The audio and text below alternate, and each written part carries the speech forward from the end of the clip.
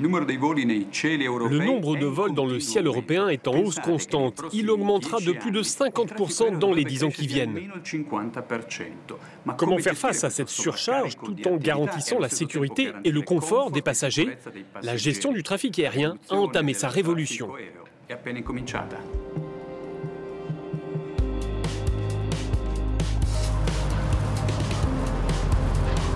Les stratégies et les équipements actuels de gestion du trafic aérien n'ont pas d'autre choix que de s'adapter. Le trafic aérien est en augmentation constante en Europe.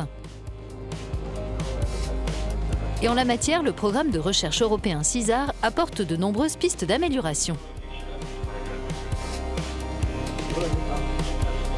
Parmi elles, une manière de gérer les vols tout au long de leur trajet, ou encore des tours de contrôle à distance qui ne sont donc plus au bord des pistes. Un dispositif que testent les autorités hongroises près de l'aéroport de Budapest. On numérise l'observation visuelle directe du contrôleur et grâce aux caméras, on peut mieux suivre les éléments que le contrôleur doit surveiller. Les caméras fixes et mobiles sont capables de suivre automatiquement les mouvements des avions et des véhicules au sol.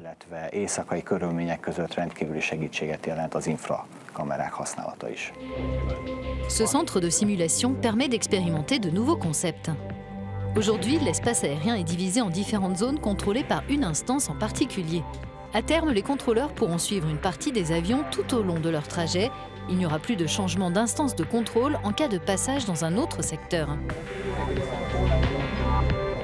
L'objectif de cette simulation, c'est de chercher une méthode différente pour améliorer la gestion du trafic aérien, car pour faire face à l'augmentation du trafic, on pourrait diviser l'espace aérien en plus petits tronçons pour ne pas surcharger les contrôleurs. Mais ce n'est pas la solution. Dans ce dispositif, tous les contrôleurs peuvent travailler sur un vaste espace aérien commun qui, dans notre cas, correspond à tout l'espace aérien hongrois. Des spécialistes ont étudié avec un groupe de contrôleurs aériens les conséquences humaines de ce dispositif pour mieux comprendre comment les utilisateurs finaux s'adapteront. De mon point de vue, l'un des grands avantages de ce concept, c'est que notre travail n'atteint pas une charge qui deviendrait impossible à gérer et il n'est pas non plus allégé au point de perdre notre concentration.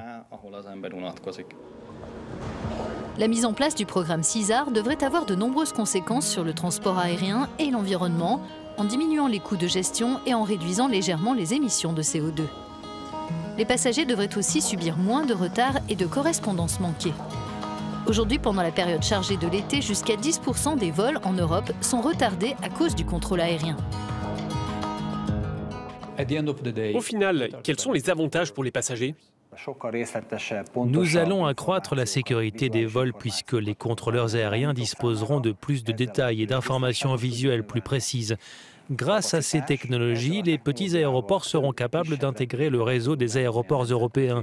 Cela veut dire une plus grande offre de vols pour les passagers en termes de mobilité et de correspondance.